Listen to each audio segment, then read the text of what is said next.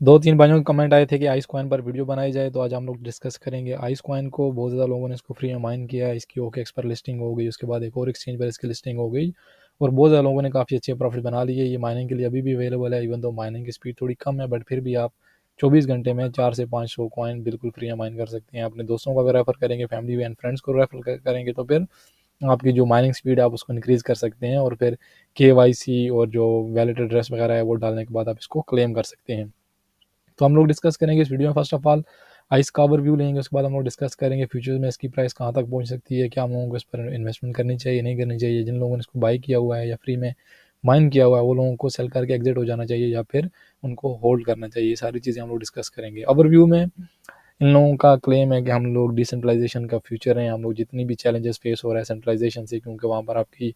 जो data privacy है, जो आइडेंटिटी आपकी प्राइवेसी है वो नहीं है, तो हम लोग इस तरह की प्राइवेसी प्रोवाइड करेंगे और जितने भी चैलेंजेस हैं सेंट्रलाइजेशन में उसको हम लोग सॉल्व करेंगे। सेकेंडली ये डेवलपर्स को फ्री चांस भी दे रहे हैं कि इनका जो प्लेटफॉर्म है इनको यूज़ करके आप डिफरेंट जो माइनिंग के प्रोजेक्ट्स हैं, डिफरेंट इस तरह के प्रोजेक्ट्स हैं, आप उनको डेवलप कर सकते हैं। ये तो हो गया इन लोगों का ओवरव्यू। अगर हम लोग बात करें इस कॉइन के प्राइस के बारे में, उससे पहले आप लोगों को एक बात बता देता हूँ, क्योंकि बहुत ज़्यादा लोग कोई भी कॉइन लिस्टिंग के बाद जब एक ओकेएक्स पर लिस्टिंग हुई थी, तो मेरे एक व्यूअर हैं, उन्होंने मुझे पूछा कि क्या दोबारा इसको बाई करें। उन्होंने इसको बाई किया था ऑलमोस्ट ये वाले रेंज में, और ये वाले रेंज में बाई करने के बाद उन्होंने ऑलमोस्ट इधर यहाँ पर बाई किया था और 100% प्रॉफिट लिया, ऑलमोस्ट डबल हुए, तो सेल करके एग्जिट हो गए। फिर पूछा कि क्या बाई करना चाहिए नहीं करना चाहिए, तो मैंने उनको बोला था ऑलरेडी कि आप अभी इसको बाय नहीं करो, क्योंकि बहुत ज़्यादा सेलिंग होगी। जिन लोगों ने इसको फ्री में माइन किया वो लोग सेलिंग स्टार्ट करेंगे और उसके साथ साथ प्राइस डंप हो सकती है। तो आई होप कि उन्होंने मेरी बात मान ली होगी, बाय नहीं किया होगा। अदरवाइज अगर बाय किया तो दोबारा जो प्रॉफिट आया था यहाँ से वो दोबारा लॉस हो गया या दोबारा माइनस में चला गया। अगर उन्होंने मान ली तो आई होप कि वो हैप्पी रहेंगे इस सजेशन से, क्योंकि आप कभी भी कोई कॉइन लिस्ट हो रहा है, अगर आप उसको बाय करने का कंसिडर कर रहे हैं तो रफ सा एक आइडिया लगा लिया करें, क्या ये कॉइन फ्री में पहले किधर अवेलेबल था, क्या इसकी आईसीओ हुई है, आईडीओ इसकी हुई है, क्या प्री सेल इस कॉइन की हुई है, कितना ज़्यादा सेलिंग हुई है। अगर एक कॉइन है आपके पास में, जस्ट आपको एग्जांपल देता हूँ कि वो आपको 10% मिल रहा है, आपको लेट्स से कि मार्केट पे लॉन्च पूल में आ रहा है या न्यू लिस्टिंग है उसकी, समहाउ किधर भी आ रहा है, और उसी के साथ साथ जो इनिशियली फ्री कॉइन्स दिए हुए थे वो 20% हैं, जो आईसीओ, आईडीओ ये हुई हैं या प्री सेल उसकी हुई है या एयर ड्रॉप हुआ है, वो सारे कुल मिला के आपके पास हो गए ओनली 20%। इसका मतलब क्या है कि आपको जो बाइंग के लिए अवेलेबल कॉइन्स हैं उससे 200% ज़्यादा कॉइन्स ऑलरेडी लोगों के पास हैं। तो उसका मतलब क्या है, जो लिस्टिंग होगी प्राइस ऊपर जाएगी और उसी के साथ ही साथ कॉइन दोबारा डंप होगा, क्योंकि ये वाले जो लोग हैं, जो 20% वाले लोग हैं, उनमें से अगर पूरे नहीं भी सेल करेंगे, 13-14% वाले लोग भी सेल करेंगे, और वो लोग इन्वेस्टमेंट करते हैं, उन लोगों को आइडिया रहता है कि लिस्टिंग के बाद डंप पंप होगा, हमने इसको सेल करना है, फिर डंप होगा, फिर बाई करना है, ये सारी चीज़ें। सबसे अच्छी बात मुझे ये लगी है कि बहुत ज़्यादा लोगों ने इस कॉइन को फ्री में माइन किया, बहुत ज़्यादा लोगों ने इसको सेल कर दिया और उन लोगों ने अच्छे प्रॉफिट बना लिए। ये इस कॉइन के बारे में एक बेस्ट चीज़ थी, अच्छी चीज़ थी। इसका जो ओवरव्यू है या जो रोड मैप है या जो इसकी डेवलपमेंट है या जो टीम है, ये सारी चीज़ें हॉनेस्टली टेलिंग नन तो मैंने इसको डीपली स्टडी किया और ना ही मुझे ऐसा लगा है कि इनका कुछ यूनिक कंसेप्ट है, क्योंकि हम लोग प्राइवेसी प्रोवाइड करेंगे, हम लोग डिसेंट्रलाइजेशन करेंगे, बट कैसे करेंगे, हम लोगों का क्या प्लेटफॉर्म है, हमारे पास क्या टूल्स हैं हम लोग यूज़ करेंगे, ये सारी की सारी चीज़ें अभी तक ज़ाहिर नहीं है। तो इसीलिए जो नैरेटिव है उसको मैं इतना अच्छा कंसिडर नहीं करता, बट अच्छी बात यही लगी कि फ्री में लोगों ने प्रॉफिट्स कमा लिए हैं। अभी भी चांसेस है आपके पास कि आप इसको फ्री में कमा सकें। अगर दीगर एक्सचेंजेस पर इसकी लिस्टिंग होती है, मैं बाइनेंस का नहीं बोल रहा हूँ, आई डोंट थिंक कि बाइनेंस इस तरह के कॉइन को कंसिडर करेगा, बट जितनी भी एक्सचेंजेस होती हैं वो यूज़ केस किसी कॉइन का नहीं देखती, बल्कि उसकी हाइप देखती हैं, कस्टमर्स देखती हैं, कितने ज़्यादा न्यू इन्वेस्टर्स लेकर आ सकती हैं या कितने ज़्यादा न्यू यूज़र्स आएंगे उनकी एक्सचेंज पर, तो उस हिसाब से वो लोग कॉइन की लिस्टिंग भी करते हैं। तो मे भी बाइनेंस भी इसको फ्यूचर में कभी लिस्ट कर ले, बट किसी बंदे ने इसको फ्री में माइन किया हुआ है और सोच रहा है कि सेल करके एग्जिट कर लेना चाहिए, तो भाई आपने कुछ भी इन्वेस्ट नहीं किया यहाँ पर, आप बिल्कुल फ्री में इसको माइन किया, तो मे भी आपको होल्ड कर लेना चाहिए। अगर आप सेलिंग भी करते हैं तो हो सकता है अगले 2-4 दिन में, 10-15 दिन में लिस्टिंग हो जाए इसकी और इसकी प्राइस दोबारा पंप हो जाए, तो आप सोचें कि मैंने क्यों सेल किया। बट अगर आप मतलब शॉर्ट टाइम पर सोच रहे हैं, कम से कम समय का सोच रहे हैं, तो मे भी आप इसको कंसिडर कर सकते हैं। सेलिंग के बाद दोबारा यहाँ पर देखें,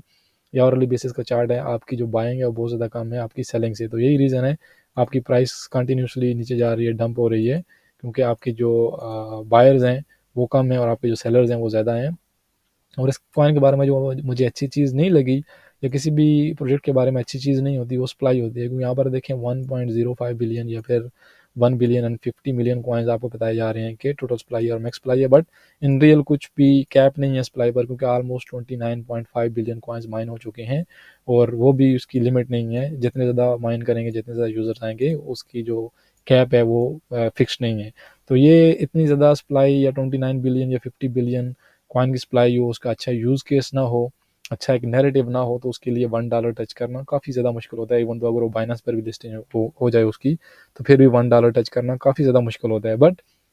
डायरेक्ट अगर बाइनेंस पर लिस्टिंग हो या डायरेक्ट इस तरह के प्लेटफॉर्म पर लिस्टिंग हो जहाँ पर 135 मिलियन यूज़र्स हैं और बहुत बड़े बड़े इन्वेस्टर्स हैं, तो ऑफकोर्स हाई बाइंग प्रेशर की वजह से वो कॉइन बहुत ज़्यादा फ्लक्चुएट होता है, बहुत ज़्यादा ऊपर जाता है और दोबारा नीचे आ जाता है। वो एक अनदर चीज़ है। हम लोग लॉन्ग रन में इस कॉइन की एनालिसिस चेक कर रहे हैं, प्राइस प्रेडिक्शन चेक कर रहे हैं, क्या कभी ये $1 $2 या $3 पहुंचेगा। फर्स्ट ऑफ ऑल एक थोड़ी सी अच्छी बात ये भी थी कि इवन जो 29 बिलियन कॉइन्स माइन किए थे, काफ़ी लोगों के साथ ज्यादती भी थी, एक्चुअली अच्छी बात नहीं थी। तो काफ़ी ज़्यादा लोग इसको क्लेम नहीं कर पाए, काफ़ी ज़्यादा लोगों को नहीं मिला क्योंकि किसी की केवाईसी में प्रॉब्लम थी या वो डिस्ट्रीब्यूशन के टाइम पर ऑनलाइन नहीं था या कोई भी रीज़न थी। मैं इसको स्टार्ट से फॉलो अप नहीं कर रहा हूँ, तो इतनी डिटेल रीज़न मैं आपको नहीं बताऊँगा, बट नॉन रीज़न यही रहती हैं कि या तो बंदा उस टाइम पर ऑनलाइन ना हो, अगर इस तरह की कुछ कंडीशन हो कि आपने ऑनलाइन रहना है और बंदा ऑनलाइन ना हो, उस टाइम पर आपको नहीं मिलते, या फिर आपकी केवाईसी वगैरह कंप्लीट ना हो, जो वैलेट का बाउंडिंग वगैरह होती है, बाइंडिंग होती है वैलिड एड्रेस वगैरह की, अगर वो कंप्लीट ना हो तो फिर भी बंदों को नहीं मिल पाते। तो काफ़ी ज़्यादा बंदों को नहीं मिल पाए, यही रीज़न है कि आउट ऑफ 29 बिलियन ओनली आपको 1.05 बिलियन दिखाए जा रहे हैं यहाँ पर कॉइन। ओवरऑल स्टैट्स के अवेलेबल नहीं है, कितनी मार्केट कैप है, कितनी टोटल सर्कुलेशन है, ये सारी चीज़ें अभी तक अपडेट नहीं है कॉइन गेको पर, कॉइन मार्केट कैप पर इसका कोई डेटा नहीं है। तो हम लोग इसको डिटेल जो प्रिडिक्शंस हैं या वो चीज़ें हम लोग इसके बारे में डिस्कस नहीं कर सकते। बट मैंने आपको ऑलरेडी बता दिया, किसी भी कॉइन को आप बाई करना चाहते हैं तो दो चार चीज़ें नोट कर लिया करें। एक तो कितने परसेंटेज आपको कॉइन मिल रहा है वो, और कितना परसेंटेज पहले से अवेलेबल कॉइन है लोगों के पास। एंड सेकेंडली आप एक रफ सी कैलकुलेशन कर लिया करें, अगर आपके पास डेटा अवेलेबल हो कॉइन मार्केट कैप पर, कॉइन गेको पर, या फिर उसके बाद जो आपकी एक्सचेंज है सेंट्रलाइज एक्सचेंज पर, अगर इसका डेटा अवेलेबल है तो आप रफ सी कैलकुलेशन करके आइडिया लगा लें। अगर प्राइस या जो मार्केट कैप है ये वाली, ये बिल्कुल उसके सेम जा रही है तो उसका मतलब है एवरेज एट एवरेज प्राइस जा रही है। अगर ये उससे ज़्यादा दिखाई दे रहा है तो उसका मतलब है ये कॉइन पंप हो सकता है। अगर इससे ये नीचे है तो उसका मतलब है कॉइन जो है वो ओवर बॉट में है, हाई बाइंग प्रेशर की वजह से थोड़ी प्राइस ऊपर गई है, लेकिन करेक्शन आएगी, माइनर सी करेक्शन आ सकती है, कॉइन दोबारा नीचे गिर सकता है। तो ये सारी चीज़ें हैं। एंड अगर किसी बंदे का कुछ क्वेश्चन हो आइस के बारे में, कुछ स्पेसिफिक क्वेश्चन हो, तो मैं उस पर स्टडी करके आपको उसका आंसर दे पाऊंगा। बट ओवरऑल ये वीडियो बाकी कॉइन्स की वीडियो की तरह नहीं है, क्योंकि बाकी कॉइन्स को मैंने अच्छे से स्टडी किया हुआ है या उन पर मेरा ऑलरेडी आइडिया है, नॉलेज है। बट इस कॉइन को मैंने कभी भी इससे पहले स्टडी नहीं किया था, टच भी नहीं किया था। आप लोगों की रिक्वेस्ट पर थोड़ा सा इस कॉइन को स्टडी किया और जो मेरी पर्सनल परसेप्शन थी, अंडरस्टैंडिंग थी इसके बारे में, आप लोगों के साथ शेयर की है। अदर देन डैट जो कॉइन्स बाइनेंस पर लिस्टिंग है, जो मेरी खुद की वॉच लिस्ट में है, उन लोगों के बारे में, उन कॉइन्स के बारे में मुझे डिटेल्ड इन्फॉर्मेशन रहती है, मैं हमेशा फॉलो अप करता रहता हूँ। तो किसी बंदे का कोई क्वेश्चन हो प्लीज़ कमेंट सेक्शन में लिखें। अगर वीडियो अच्छी लगी हो तो चैनल को सब्सक्राइब कर दें। And thank you so much for watching, and मिलते हैं नेक्स्ट वीडियो में। अपना ख्याल रखिएगा। अल्लाह हाफिज़।